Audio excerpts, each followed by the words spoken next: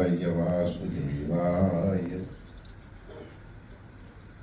हरे परमात्मने प्रणतक्लेशनाशाय श्री गोविंदाय नमो नमः। ठाकुर हमरे रमण बिहारी हम हैं रमण बिहारी के।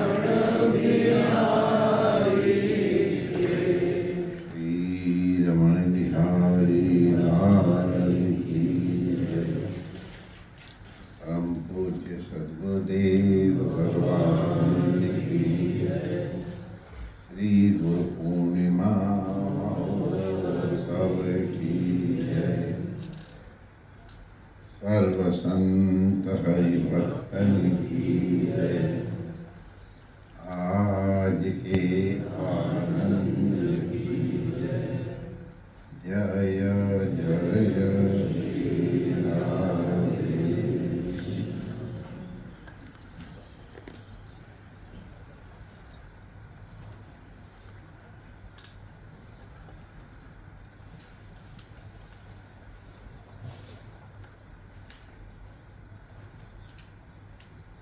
नारायण नारायण नारायण नारायण।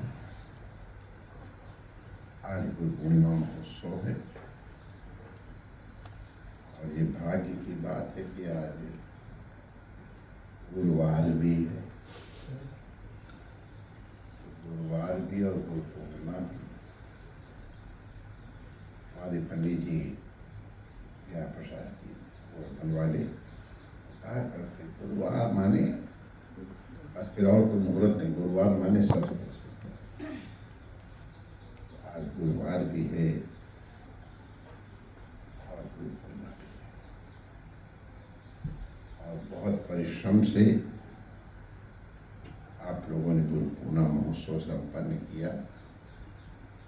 बड़ी शांति से हो गया, इतना जन सम्मर्द था, फिर भी सबने बहुत अच्छे ढंग से अपनी अपनी सेवाएं निभा दी।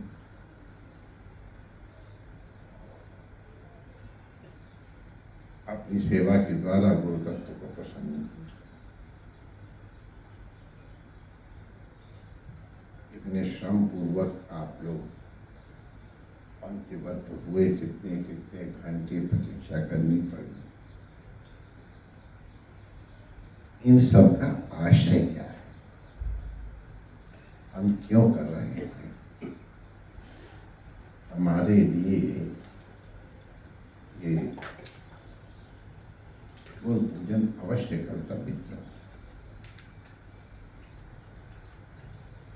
तो हम इसको पहले गुरु तत्व को ही समझने की कोशिश करें। गुरु तत्व के लिए हम सब लोग रोज सुबह शाम आरती के बाद प्रार्थना करते हैं। अब उसका अर्थ ध्यान रहता है कि नहीं रहता वो हमको मालूम नहीं, लेकिन दोहराते तो हैं।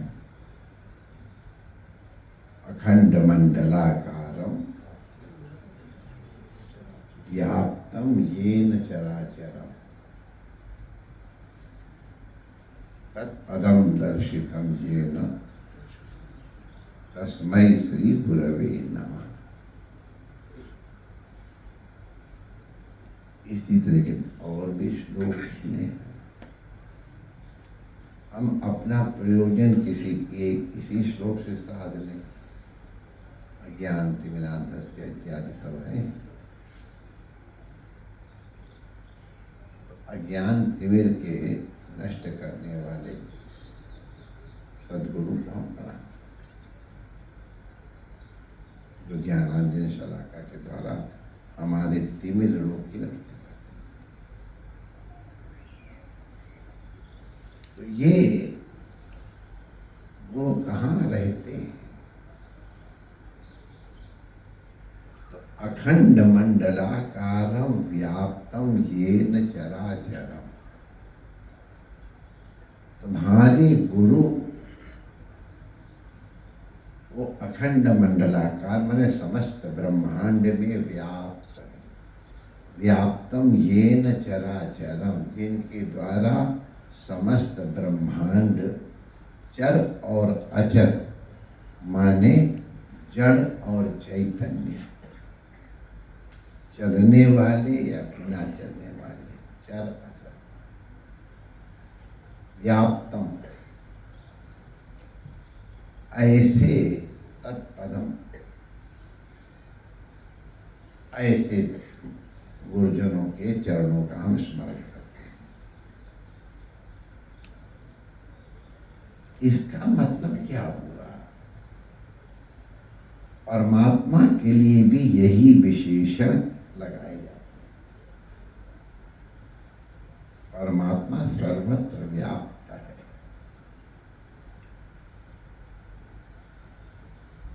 सर्वज्ञ है, सर्वविद है, और यही विशेषण गुरु के लिए भी लगाते हैं। इसका तात्पर्य क्या है? बहुत लंबी व्याख्या अगर हम नहीं करें तो आप ये समझें परमात्मा ही वस्तुतः सबका गुरु है।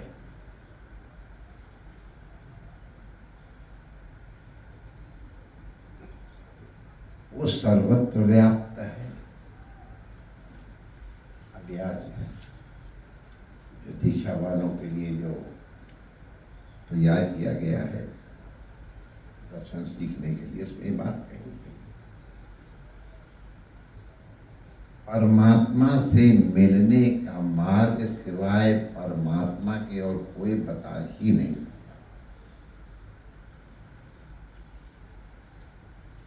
तो परमात्मा ही कृपा करके अपने मिलने का उपाय बताता है,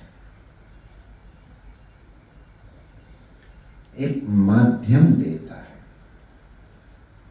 एक संबल देता है। संबल माने सहारा देता है।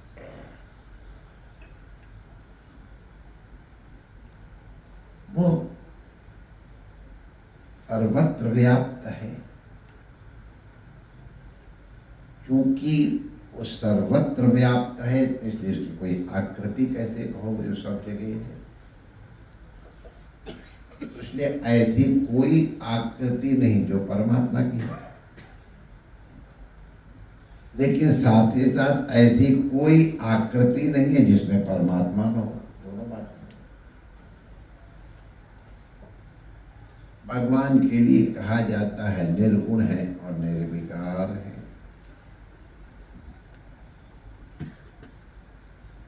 अब निर्गुण है का मतलब क्या है? जैसे किसी कहते हैं अरे भैया वो तो बड़े लोग ही हैं, अरे वो तो बड़े दानी हैं, वो तो बड़े पंडित हैं, वो बड़े विद्वान हैं। कुछ कुछ लक्षण जो उनके विशेष होते हैं उनके माध्यम से उनका परिचय दिया जाता है। अरे वो वहाँ के अमुक अधिकारी हैं, वो अमुक प्रकार के आचार्य हैं। कोई न कोई एक विशेषण लगा करके उस व्यक्ति को अलग से बताया जाता है। तो उस गुणों के द्वारा उसे व्यावर्तित करके अलग करके बताने के लिए ही लक्षण बताए जाते हैं। इनका ये लक्षण है। अरे वो लंबे वाले को बुला लाओ भाई, उसकी लंबाई। अरे पंडित जी को बुला लाओ, हलवाई को बुला लाओ। ये तो जिसमें कोई खास विशेषण है उसको उस विशेषण के द्वारा बुला लिया जाता है। एक इतर व्यावर्तकत्व शब्द आता है हमारे विद्वानों की भाषा में। इतर माने दूसरों से जिससे अलग किया जा सके। तो जिसमें कुछ कुछ गुण हैं उसकी उस गुण को बता दिया जाता है। लेकिन परमात्मा में ऐसा कोई गुण नहीं है जो परमात्मा से अलग, क्योंकि सारी सृष्टि के सारे गुण परमात्मा के ही हैं। तो इसलिए क्योंकि परमात्मा में जितने गुण हैं वो सबके सब गुण हैं। तो जिसके सबके सब गुण हैं तो अलग से कैसे इतर व्यावर्तन कैसे हो, तुम्हें सर्वगुण संपन्न कह देते हैं। अब क्या किया जाए? वो छोटे भी हैं और बड़े भी हैं। अणु रणिया ना तो मैया, उनसे ज्यादा दुनिया में छोटा भी कोई नहीं और उनसे ज्यादा दुनिया में बड़ा भी कोई नहीं है। तो अब ये तो नहीं कह सकते हो कि छोटे नहीं है या बड़े नहीं है। इसलिए ये लंबाई वाला गुण नहीं बनेगा। कोई वो बहुत दूर बैठे हैं, कहते नहीं भगवान से ज्यादा दूर दुनिया में कुछ है ही नहीं। लेकिन तो बहुत दूर है, कह दिया। कहते हैं नहीं, तदु अंत के, उनसे अधिक दुनिया में नजदीक भी कोई नहीं है। तो अब क्या कहोगे, वो दूर है कि नजदीक है?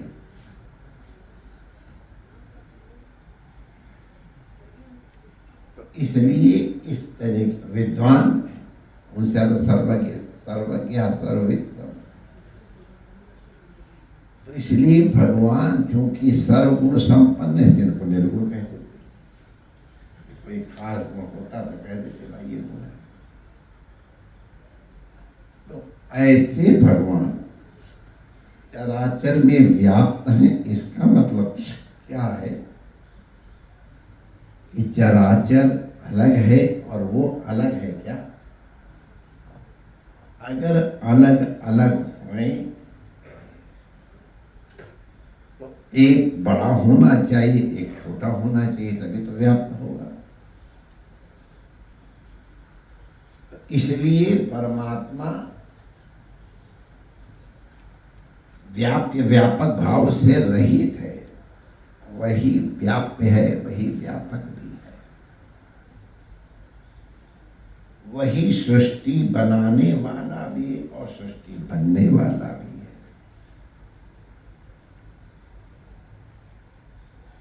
कुम्हार घड़ा बनाता है तो कुम्हार बनाने वाला अलग है, घड़ा, और घड़ा अलग है, और घड़े को बनाने के लिए मिट्टी अलग है। तो इसलिए एक को मिट्टी को उपादान कारण माने, जिससे घड़ा बना है वो हो गया। बनाने वाला कुम्हार हुआ तो वो निमित्त कारण हो गया। निमित्त कारण कुम्हार ने मिट्टी उपादान से कुंड, चक्र इत्यादि के माध्यम से एक आकृति तैयार कर दी, उसे घड़ा कहते हैं। तो घड़ा कैसे बना? घड़ा बना, एक कुम्हार चाहिए, मिट्टी चाहिए, और बाकी हमारे विद्वान के पहले ना बना होते, वो सब चीज़ आप छोड़ो। लेकिन कम से कम मिनिमम जो चीज़ चाहिए, आटा होएगा तब तो रोटी बनेगी, चाहे कितनी पूजा हो। हमारे संतों, घी खंड आटा तेरा, फिर देख तमाशा मेरा। वो घी खंड आटा होएगा तब फिर हम तमाशा दिखाएंगे। भगवान जब अकेले ही है सब, तो अब इस सृष्टि कौन बनाएगा? और सृष्टि का उपादान काहे से बनाएगा? क्योंकि ईश्वर एक, अगर दो होते तो कंपटीशन होता, पावर स्ट्रगल कैसी हो रही है, आप लोग सब तमाशा देख ही रहे हो। तो इसलिए परमात्मा ही इसका बनाने वाला भी है, और परमात्मा ही स्वयं बनता भी है। मिट्टी भी परमात्मा है और कुम्हार भी परमात्मा है। तो इसी को अभिन्न निमित्त और उपादान कारण कहते हैं कि भगवान ही बनाने वाले और भगवान ही बनने वाले। इसमें बनने वाला और बनाने वाला अलग अलग नहीं है। अगर उसका कोई क्लोजेस्ट उदाहरण चाहिए तो नृत्य करने वाले को देखो। नृत्य करने वाला विभिन्न मुद्राएं बनाता है। अब मुद्रा कौन बनाता है? नर्तक बनाता है। काहे से बनाता है? अपने आप से बनाता है। तो जैसे नर्तक स्वयं बनने वाला भी और बनाने वाला भी, तो सृष्टि परमात्मा ही है, परमात्मा करता है। ये सब इतनी सृष्टि, इसकी चर्चा करने की आवश्यकता क्यों पड़ी? कि सृष्टि में जो भी तुमको दिखाई पड़ रहा है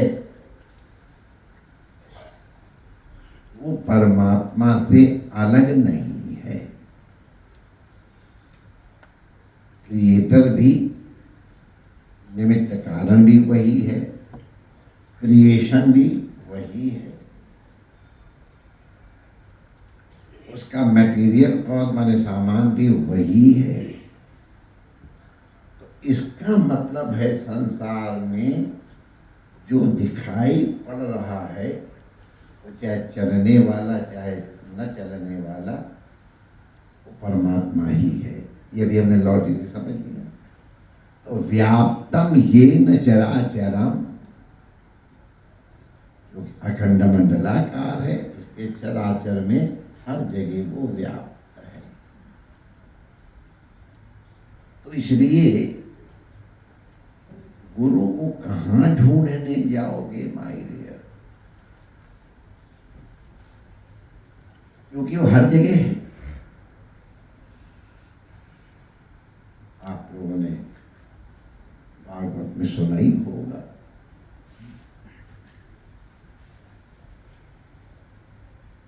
महाराजा यदु का और दत्तात्रेय भगवान का जो उपाख्यान आता है, 24 गुरुओं का जो नाम आया। अब दत्त अवधूत कहते हैं, दत्त अवधूत माने कौन? साक्षात परमात्मा ही, ब्रह्मा विष्णु महेश ही, जो त्रिगुण रहित है, अत्रि है, वो उनका पिता है। जिसकी बुद्धि में किसी के प्रति द्वेष नहीं है, द्वेष नहीं है, राग भी नहीं है, तो जो राग द्वेष से रहित है, ऐसी उनकी जननी है। अब उनकी जननी जैसे भगवान श्री कृष्ण की जननी देवकी माता और वसुदेव साक्षात, उनका वर्णन सब आता ही है। तो वो दत्त भगवान स्वयं अपने आप में परमात्मा हैं। उनकी मस्ती देख करके यदुराज को जिज्ञासा हुई कि आप इतने अलमस्त कैसे हुए? तो उन्होंने देखा पिशाचवत, ऐसी उनकी पोशाक थी, कोई लक्षण नहीं, बस में लगाए हैं, पगड़ी बांधे, गौरी शंकर पे कुछ जो मिल गया खा लिया। आप इतने आनंद में कैसे रहते? तब हम 24 गुरुओं की कथा तो नहीं सुनाने जा रहे हैं, लेकिन केवल नाम उल्लेख कर रहे हैं कि हमने 24 गुरुओं से कुछ गुण ग्रहण किए हैं।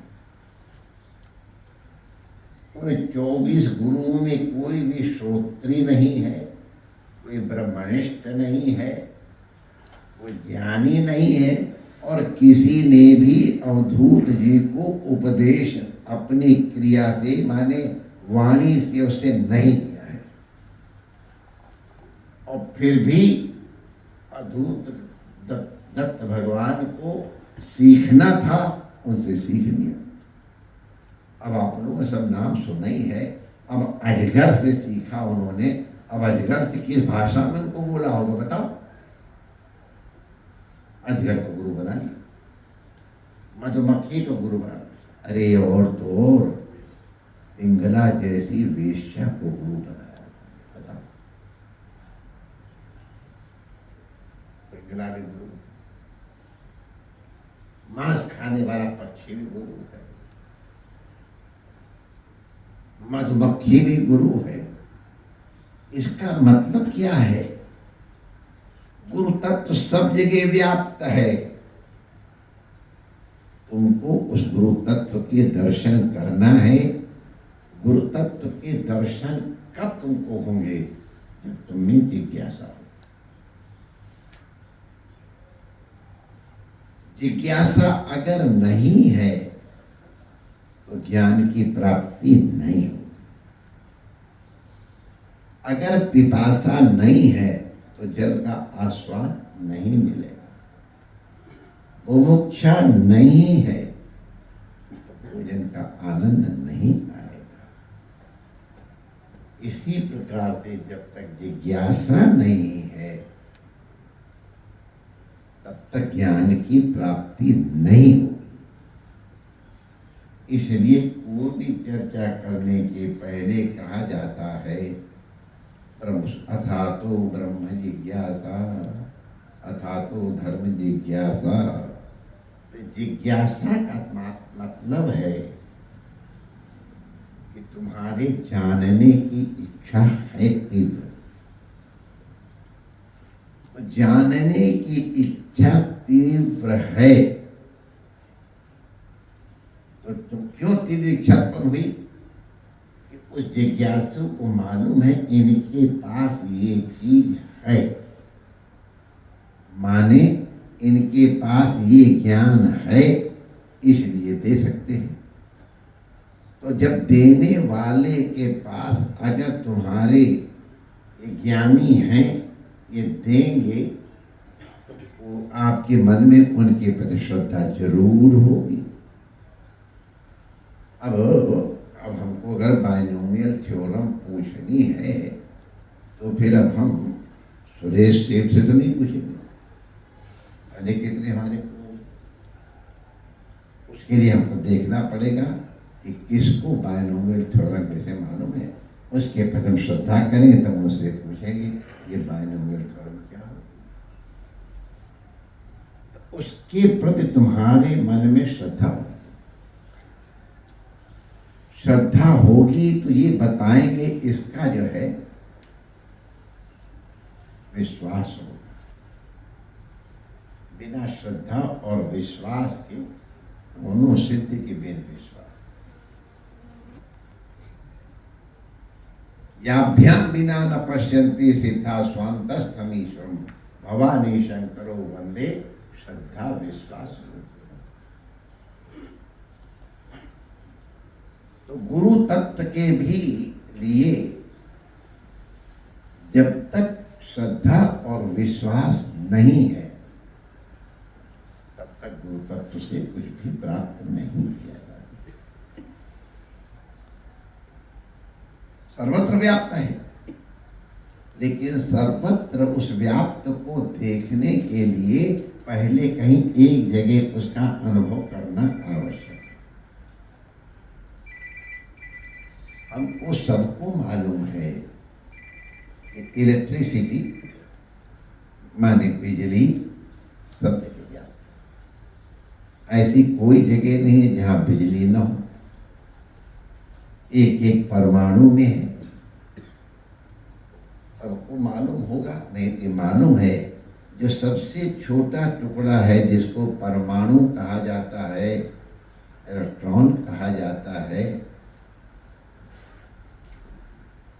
एटम कहा जाता है, उस एटम में प्रोटॉन होता है, इलेक्ट्रॉन होता है और न्यूट्रॉन में बैलेंस के लिए। जितना भी एटम है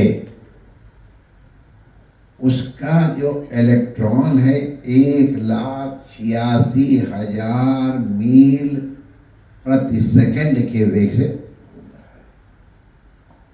ये एनर्जी उसमें है। बिना इलेक्ट्रॉन के संसार में कुछ है ही नहीं थी। तो इसलिए एनर्जी जो है वो सब जगह है, लेकिन हमको अनुभव नहीं होती है। तो हमको किसी एक जगह अनुभव कराया जाता है, छू करके या बिजली, जैसे भी किसी जो भी हो।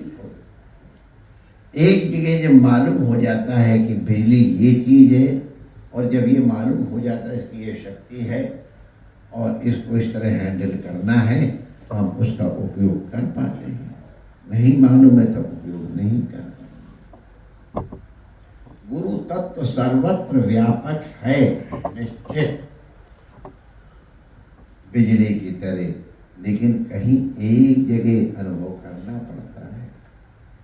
तो वो जो सर्वव्यापक परमात्मा है वो ही कोई न कोई एक माध्यम बना देता है कि जिसके माध्यम से गुरु तत्व को समझा जा सके।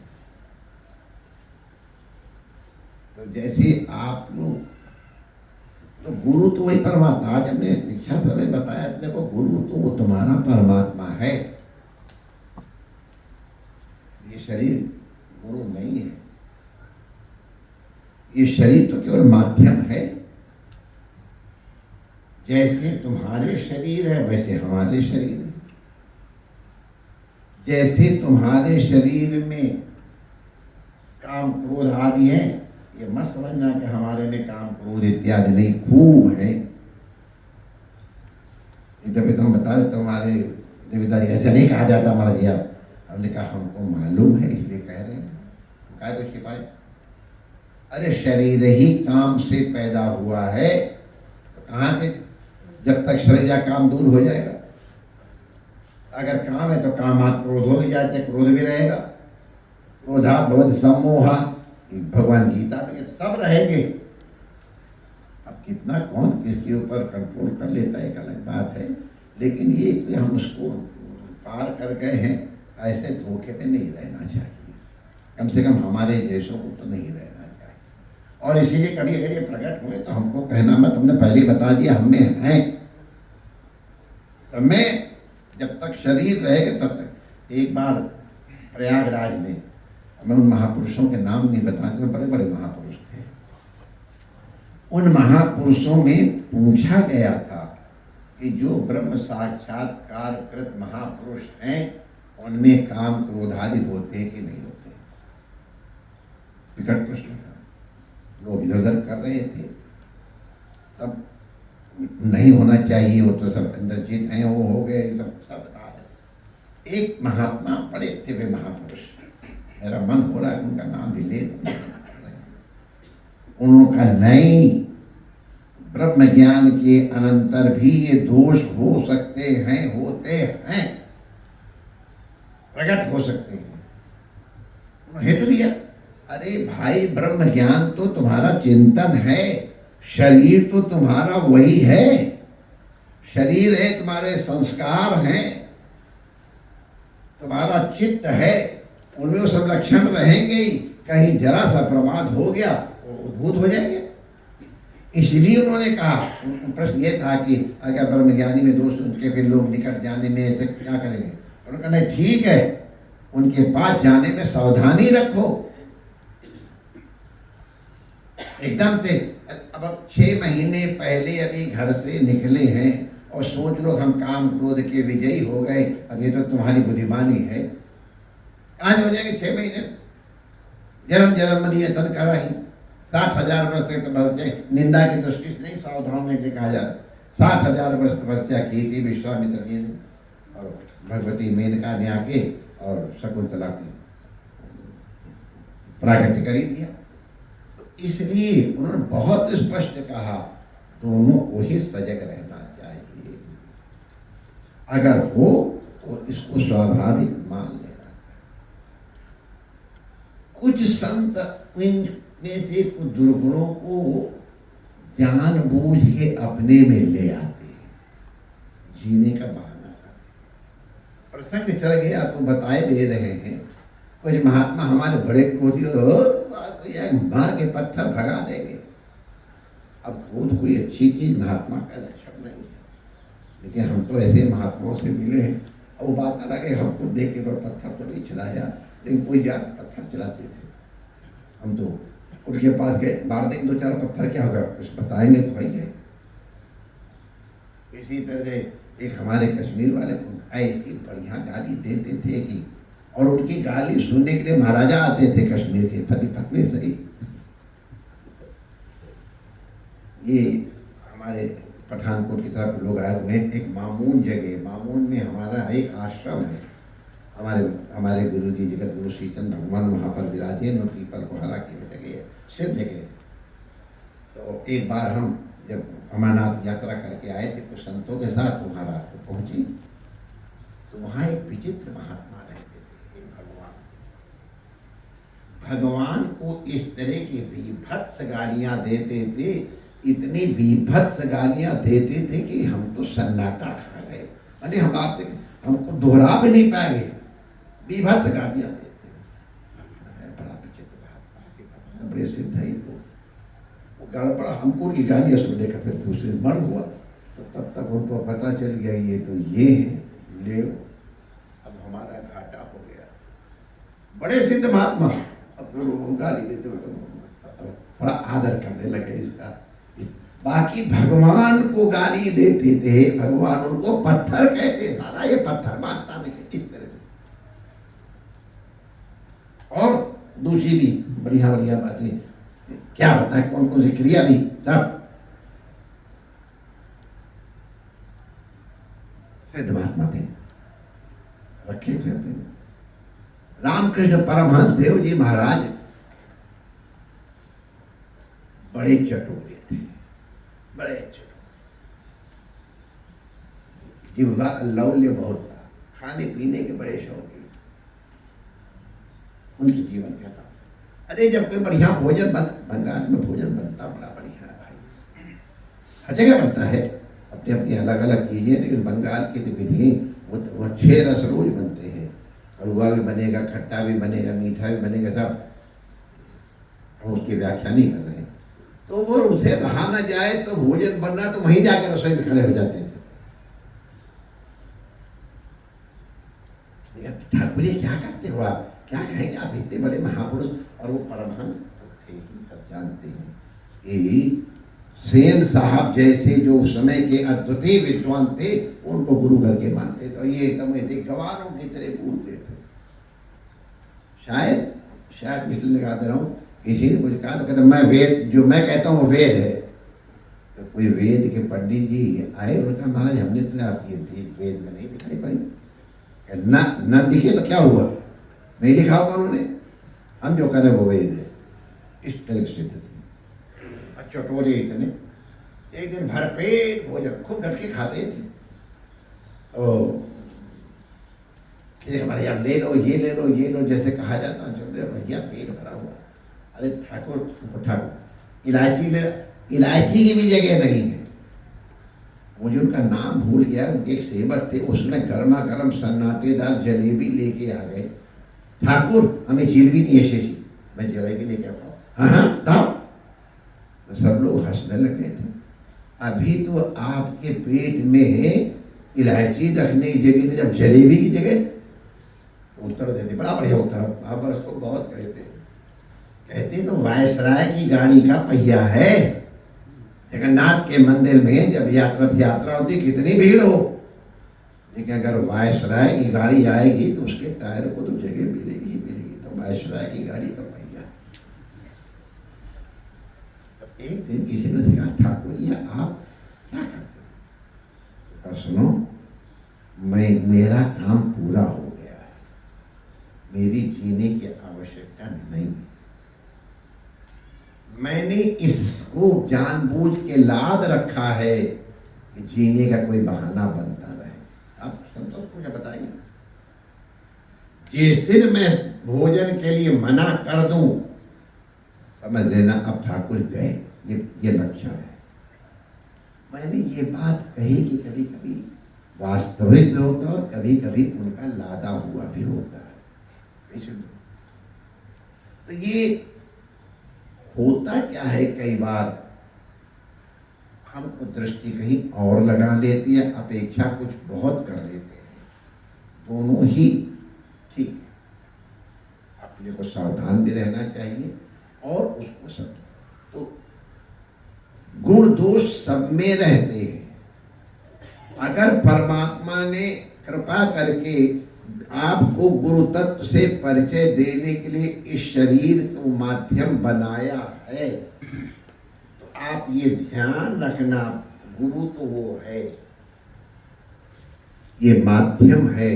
तुमको टच करा दिया, अरे झटका बन गया, ये कर दिया तो लाइट जल गई, ये कर दिया तो मैग्नेट बन गया, ये माध्यम है। गुरु तत्व वो है। कभी काहे को काट बिल्ले मिले आरत कीजिए, गुरु गोपाल चरण कीजिए। वो इसलिए कि जैसे इस चित्रपट हमको मालूम है कागज का है, लेकिन हम इनको रमण बिहारी करके रोज सवेरे निकलते और घुसते से दंडवत करते हैं। ये माध्यम है, देखिए हम ठाकुर रमण बिहारी के दर्शन करते। भगवान का विग्रह हमने अभिषेक किया, गुरु महाराज का अभिषेक किया, हमको मालूम है क्या चीज इन रियलिटी। लेकिन हम जब अभिषेक कर रहे थे तो हमारी आंखों को आप लोग देखते, क्या श्रद्धा थी। हमको ये माध्यम मिला है अपने गुरु तत्व तक पहुंचने का, क्योंकि हमारी उतनी सूक्ष्म दृष्टि नहीं है। हमको बिजली इलेक्ट्रॉन का इतने शक्ति का संपन्न होना ज्ञात नहीं है, इसलिए दिखाने का माध्यम है। परम तत्व अब इतना सूक्ष्म है,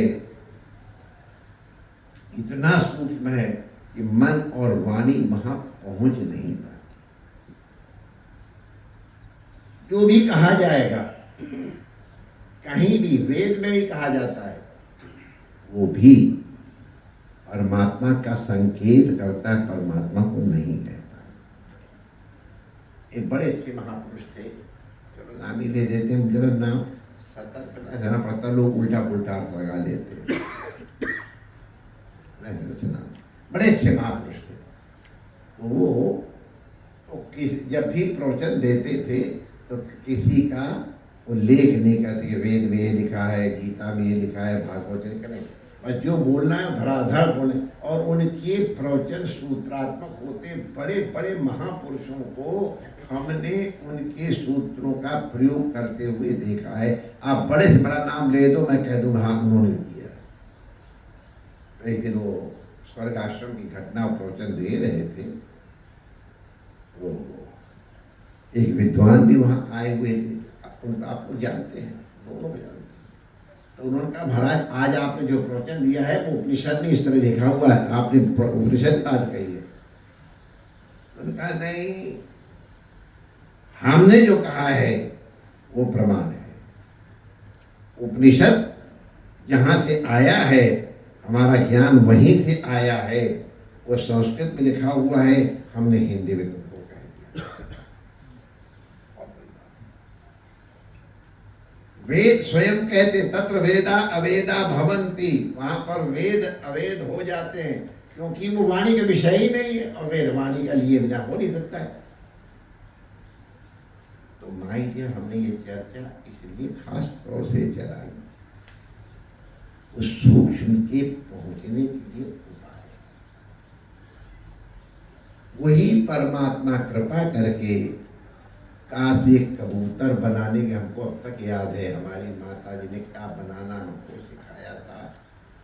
उनकी भाषा कहूँगा तो गांव के देहाती भाषा बोल रही थी, हम उसको थोड़ा सा, आप लोगों ने बहुत उनके दर्शन किए हैं। हमको का बनाने के सीखने के लिए कुछ मिनट या एक आध दिन लगे थे, कुछ मिनट तो लगे ही होंगे शायद दिन। पहले गोल गोल बनाओ, फिर उसके सामने डंडा लगाओ, फिर उसकी पूंछ लगा दो। इस तरह हमको का से परिचय कराया गया था। वो शब्द उनके मैं नहीं दोहरा रहा हूँ, गांव के थे वो। ये फिर हमको बताया काम आने कबूतर। अब हमको पहले काम आने या तुझे या कबूतर ही ध्यान था, धीरे धीरे डेवलप होते होते फिर हमने का माने कबूतर नहीं, का माने कमल भी होता है, ये भी जान लिया।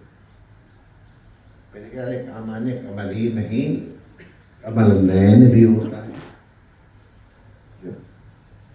फिर और जब पढ़े तो हमारे ये सब लोग विद्वान हैं, वो बता देंगे, व्याकरण के पंडित जो शब्द के ऊपर जाते हैं वो बता देंगे ये शब्द केवल चिन्ह है, स्फुटन अंदर होता है, ये केवल उसको ऊपर प्रस्तुत है, उसको स्फोट कहते हैं। जैसे ब्रह्म कहते हैं हमारे वेदांत वाले, वैसे ये व्याकरण वाले इसको स्फोट कहते हैं, स्फोट वाले। वो वहां पर शब्द है ही नहीं। तो जैसे का से कबूतर पहले हमने पढ़ा था, फिर कमल नयन भी पढ़ा था, फिर कमलेश्वर, ऐसा करते करते फिर यहाँ तक पहुंच गए। का माने एक स्फोट है। तो उसी तरह से गुरु की शिक्षा भी इसी तरह शुरू होती है। तो पहले व्यास शैली से शुरू होती है विस्तार, फिर समास शैली से शुरू होती है, फिर सूत्र शैली से शुरू होती है। अब सूत्र में बता दिया, फिर तो क्या कोई गलत, जब इतना थोड़ा बता दिया तब तो समन्वय आप बस। लेकिन यहाँ भी परिपूर्ण नहीं हुआ। असली ज्ञान शब्दातीत है। गुरुस्तु मौन व्याख्यानम शिष्यास्तु छिन्न संशया। भगवान दक्षिणामूर्ति विराज रहे हैं, उन्होंने बिना कोई शब्द का प्रयोग किए हुए व्याख्यान किया और उनके शिष्यों के सारे संशय, ये असली ज्ञान। और ये असली ज्ञान तब होता है जब किसी माध्यम का सहारा नहीं लिया जाता है। अगर किसी माध्यम का सहारा लिया गया तो इसका मतलब वो वहां तक नहीं पहुंचे, उसके नजदीक तक पहुंचे हैं। उसको तो उसी रूप का हो करके समझा जाता है। नमक की डली अगर समुद्र की गहराई नापना चाहती है तो अगर नमक की डली बनी है तो समुद्र को नहीं नाप पाएगी। जब वो समुद्र ही हो जाएगी घुल करके, तब समुद्र के संग एक होने में पता चल जाएगा मैं ही समुद्र हूँ। गुरु तत्व भी इसी तरह से पहले दूर से अंत में गुरु नैव शिष्य। अपने मिलने के लिए, परमात्मा जोड़ने के लिए हमको ये प्रारब्ध कर्म सुख दुख ये सब नाटक देते हैं। पढ़ाई लिखाई, पढ़ना लिखना, अरे सब पढ़ लिख करके बाद भूलना पड़ता है। हमसे पूछो खंडन खंडघात की थीसिस बाद हमको क्या करना पड़ता है।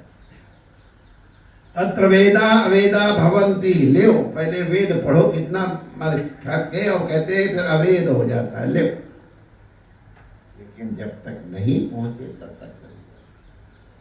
तो गुरु के साथ पहले उनकी पूजा की जाती है, उनसे सीखा जाता है। और एक स्थिति ऐसी गुरु के साथ अभेद की आ जाती है कि गुरु शिष्य भाव उसमें भागवत नहीं आया है। उत्तम शिष्य और का तात्पर्य कहा है जो गुरु के मन की समझ जाए वो उत्तम शिष्य। गुरु के चित्त में क्या आया है मालूम, वही उत्तम है।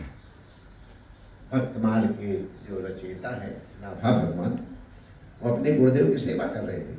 उनके गुरुदेव भगवान रघुनाथ की सेवा कर रहे थे, मानसी सेवा। मानसी सेवा बस ऐसे खाली बैठे, कुछ नहीं, अंदर अंदर सब कुछ खुद ही अपने आप को, हम ही चंदन है और हम ही चढ़ाने वाले और हम ही चढ़ रहे हैं। तो भगवान को माला धारण कराने जा रहे थे और तब तक उनके नाभाजी के गुरु जी को किसी भक्त ने पुकारा। उनका जहाज समुद्र में फंसा। अब उसने गुरु को बुलाया तो गुरु उसके कल्याण के लिए जाए, शिष्य के लिए। तो गुरु को विक्षेप होगा। और ये चीज नाभाजी उनको पंखा हाँक रहे थे गर्मी के दिन।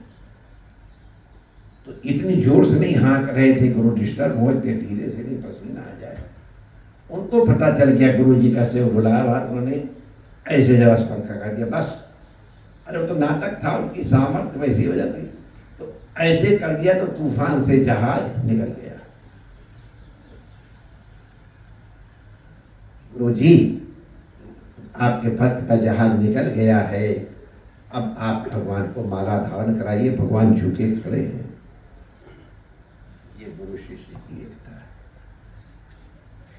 यही वस्तुतः गुरु तत्व की प्राप्ति का, गुरु तत्व इसीलिए धारण किया जाता है।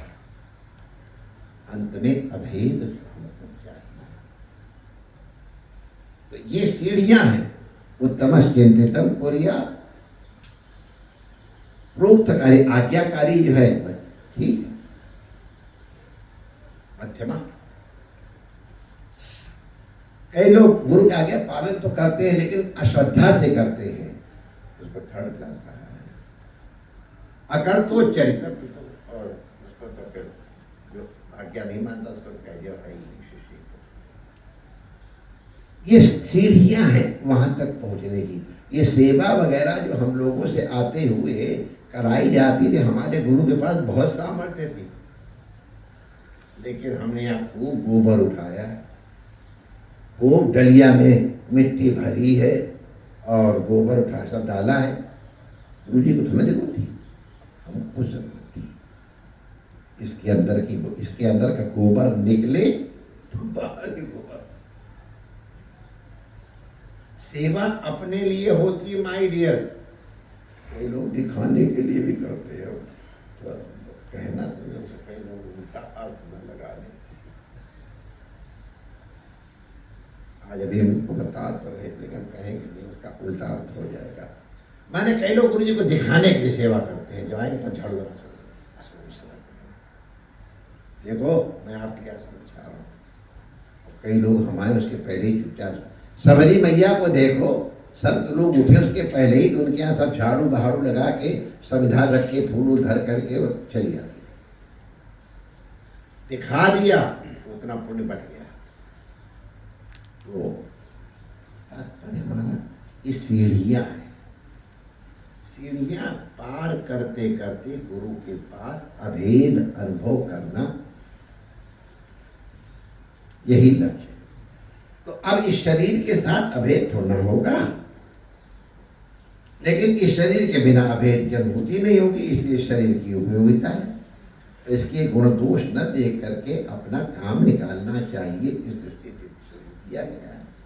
और इसीलिए काफी बदले आरत कीजिए, गुरु गोपाल चरण जितनी। और सर्वत्र अगर भी आप इस चबड़े में भी वो है भाई, गुरुता तो इसमें है ही है, इसमें नहीं है और उसमें ऐसा नहीं है, इसमें भी है। ये अलग बात है कि वो शिवलिंग में भी है और भगवान के विग्रह में भी, यहाँ भी है। अब हमको यहाँ देख, और चाहे जितना भी कुछ हो, सब संतों पर हम आदर करते हैं, लेकिन जब हम अपने गुरु जी को सामने देखते हैं आंसू अपने आप आ जाते हैं। इतनी कृपा की, लालटेन पकड़ा दी हमको और आज हम तुम्हारे पास बैठे हैं। हम ये बात इसलिए कह रहे हैं कि बिना जिज्ञासा के पहले बिना विश्वास के बिना पहले श्रद्धा के ज्ञान प्राप्त नहीं होगा। अभी एक जगह हम फंसे हुए हैं, बात उससे बार बार कह चुके हैं, क्या हमारा भाग्य है, माया का चक्कर है। प्रेमपुरी आश्रम में हम पता नहीं कैसे बंधे हुए, हमको मालूम है। और जब वहाँ जाते तो प्रवचन करना पड़ता। अब प्रवचन के लिए वहाँ है, किसी शास्त्र से बात करो। तो अभी तक हम जब शुरू कर देते हैं तो अंदर तक जाने की कोशिश करते हैं, तो वहाँ नवयोगीश्वर संवाद चल रहा था और हम बड़े मन से नवयोगीश्वर संवाद की चर्चा कर रहे थे। एक जनों ने पूछा, महाराज आपने इतने दिनों से परिश्रम करके नवयोगीश्वर संवाद चलाया है, किसी को समझ में आया कि नहीं आया? बड़ा सन्नाटा हमको आया। मैंने कहा और किसी को आया क्या? तुमको तो बिल्कुल नहीं आया, ये मैं जानता हूँ गारंटी से। तुम्हारा प्रश्न ही ये कह रहा है कि तुम चाहते हो प्रूफ फ्रॉम हिम, या अगर उसको अनुभव हुआ होगा तो मैं मान लूंगा कि उसको अनुभव हुआ तो हम भी मान लें। माने ही इज मोर इम्पोर्टेंट। उधर संवाद, ये जो संवाद हुआ है नवयोगेश्वर संवाद, वसुदेव जी नारद जी के बीच में है, उनको ज्ञान नहीं था। उन्होंने, नारद जी ने और वसुदेव जी को सुनाने के लिए, और जनक और नवयोगीश्वर की कथा, उनको जनक के कम ज्ञानी थे, उनको नहीं तुमको भरोसा, व्यास जी का भरोसा नहीं है, और ये तुम्हारे ये कह देंगे तुमको भरोसा हो जाएगा, यहाँ हमको तो ज्ञान हो गया है।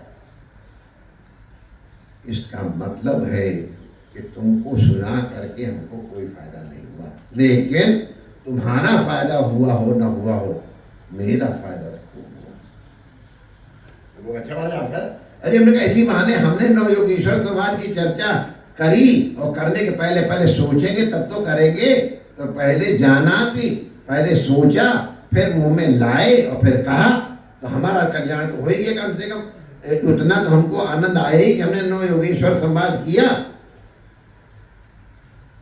अब ये सोचो कि प्रवचन तुम क्या सुन रहे हो, किसी और को हुआ? माने जिनकी पर चर्चा, जिनकी कथा की गई उन पे तुमको भरोसा नहीं है, इनके ऊपर भरोसा है। इनको अगर हो गया तो, और मैं सच्ची बताऊं, अगर ये कह देगा नहीं हमको समझ में तो आ गया है, अरे यार कहीं झूठ तो नहीं बोलता है गुरु जी को खुश करने के लिए, बिना श्रद्धा के नहीं। तो श्रद्धा सौम्य पहला दिया जाता है, श्रद्धा चाहिए, जिज्ञासा चाहिए। बिना जिज्ञासा के, बिना श्रद्धा के, बिना हमारे यहाँ गुरु शक्ति के, उपनिषद में कहा गया है उसको जानने के लिए गुरु एव अभिगच्छेत। एवकार का माने गुरु के अलावा और कोई उपाय नहीं है। एव अभिगच्छेत। समित पाणी, समित पाणी माने श्रद्धा। श्रद्धावान लभते ज्ञानम तद्विधि प्रणिपाते न परिप्रश्नेन सेवया दंडवत इत्यादि की जाती है, तब ज्ञान फलता है। जिज्ञासा अगर अंदर से है तो ज्ञान फलेगा। हमारे संत हैं, भागवत की बड़ी दिव्य कथा करते हैं, यहाँ भी आगे कहें कि श्रद्धा और विश्वास दोनों हैं, लेकिन अगर श्रद्धा ऋतुमती नहीं है, ऋतुमती का अर्थ आप लोग सबको मालूम है, तो दोनों के संयोग से ज्ञान गजानन उत्पन्न नहीं होगा। जब श्रद्धा ऋतुमती होगी, धारण करने योग्य होगी, तब ज्ञान गजानन की उत्पत्ति होगी। समझ गए? हमको ये कल ये श्लोक ध्यान आया तो हमने नोट भी कर लिया है।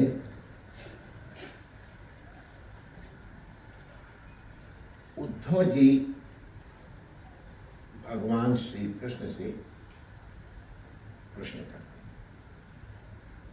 अब इनमें देख लो, दोनों में से जैसे नारद और वसुदेव जी, जनक और नवयोगीश्वर, अभी हम यदुराज और दत्तात्रेय और ध्रुव की कथा कर रहे थे, उसी के पहले ये हमारे भगवान ने जाने के पहले, लीला संवरण के पहले, हम लोग प्राय लीला संवरण की कथा करते वरते नहीं है, पर गोकुल की लीला के बाद तो बड़ी मुश्किल से तो ब्याह हुआ करवा दिया, नहीं तो मतलब बस गोकुल उस पार जाते ही नहीं, हमारे गोकुल में मतलब लगे जाता।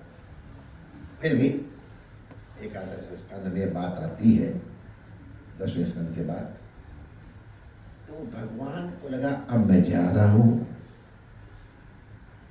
यदुवंशी लोग थोड़े ऐसे हो गए हैं, इनका कल्याण करना है, तो ब्राह्मणों के श्राप से यदुवंश नाश करवा दिया। लेकिन भगवान अभी सामर्थ्य है, यदुवंशियों तो उद्धव भी थे, उनको भगवान ने बचा लिया लोग के लिए, और अभी तक है मिलते।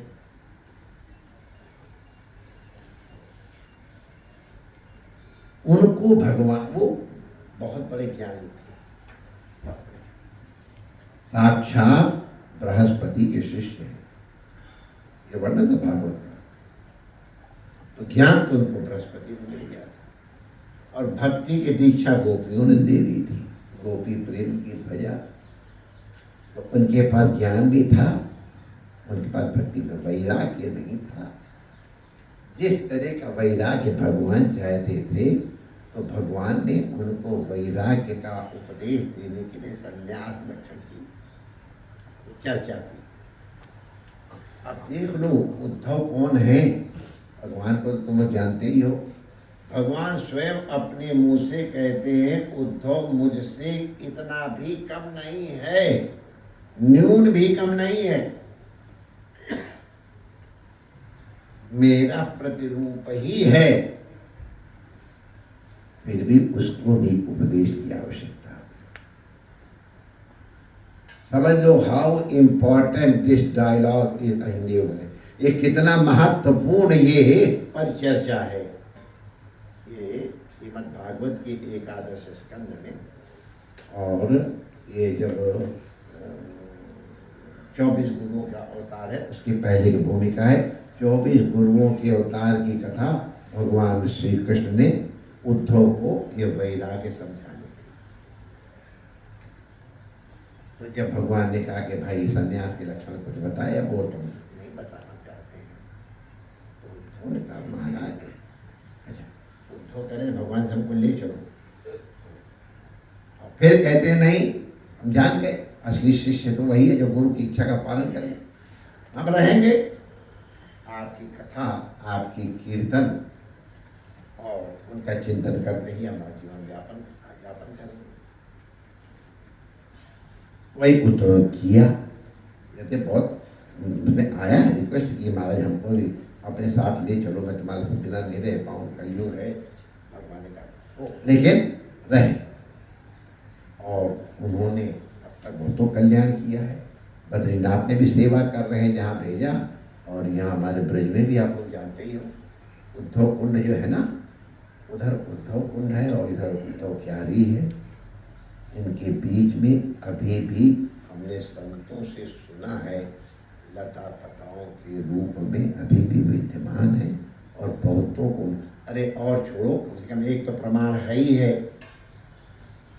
भगवान की पत्नियां वो जब भगवान के वियोग में दुखी हो रही थी, तो यमुना महारानी के और के कहने पे उद्धव जी से उन्होंने भागवत सुनी थी, तो भागवत सुनाई उद्धव जी ने, उसकी डेट वगैरह सब निश्चित लिखी हुई है पुराण में, इस तारीख को इसके भगवान की लीला कितने दिन बाद हुआ सब निश्चित है।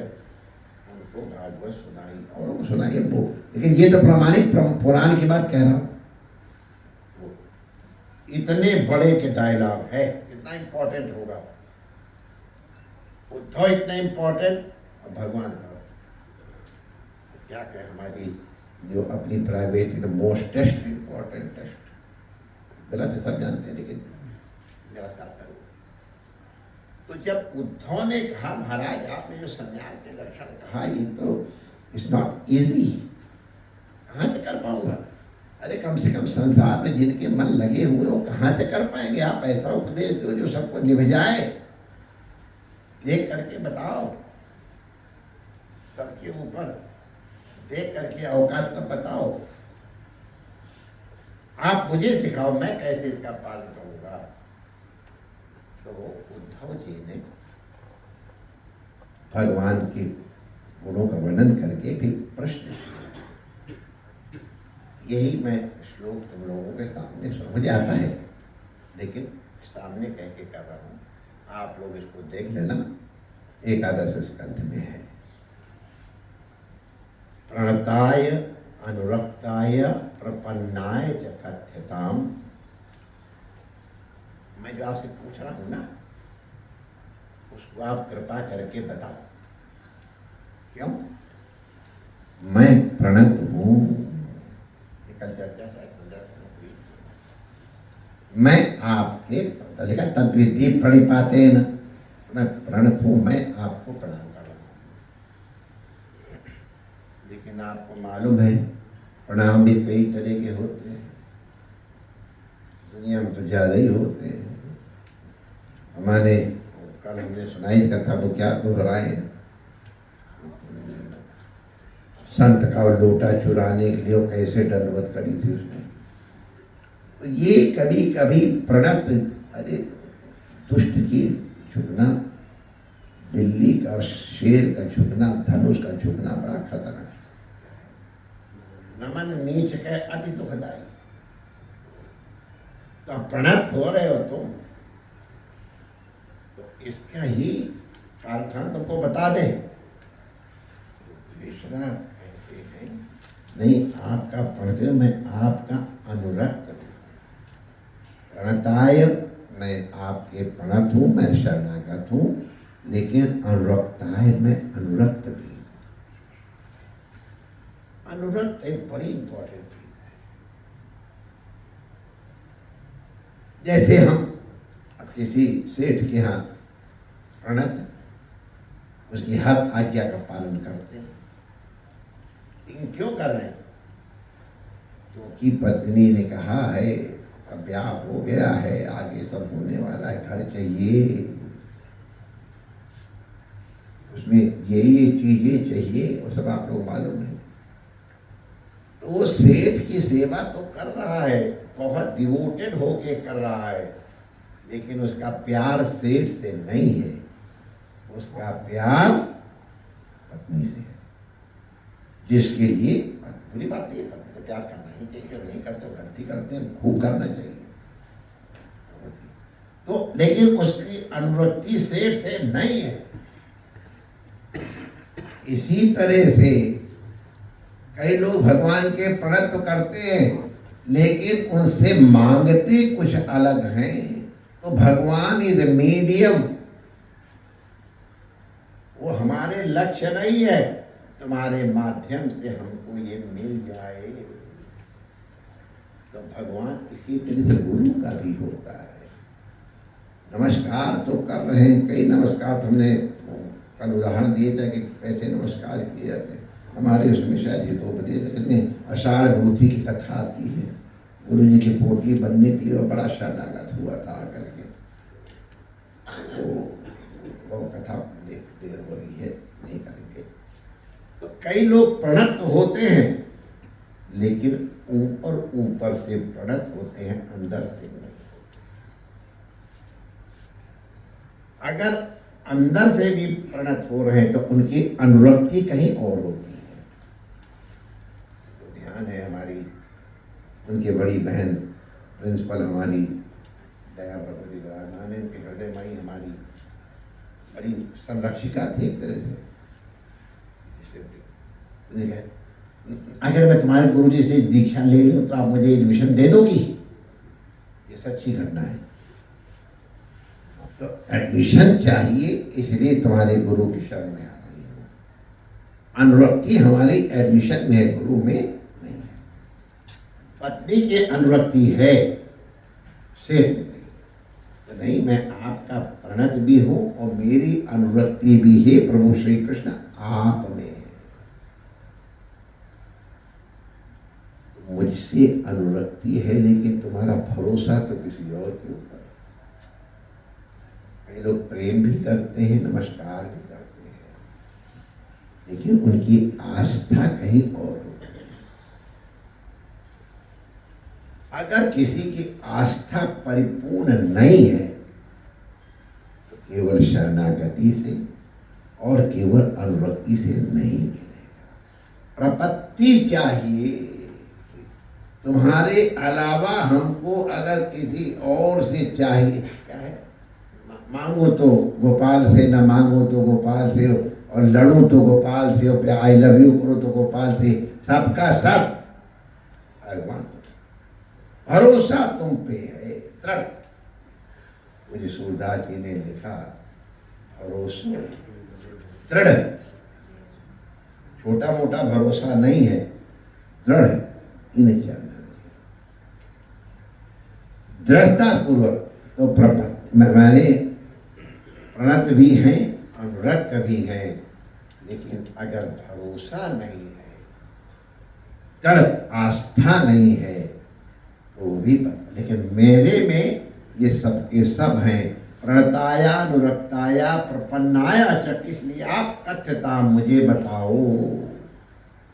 जब इस तरह से उद्धव जी ने भगवान श्री कृष्ण से पूछा, तब उसके बाद उन्होंने जो उपदेश दिया है वो तो अमृत है। ये तत्व हमने केवल इसलिए बताया है कि आप उपासना करने तो आए हो और पूजा करने तो आए हो।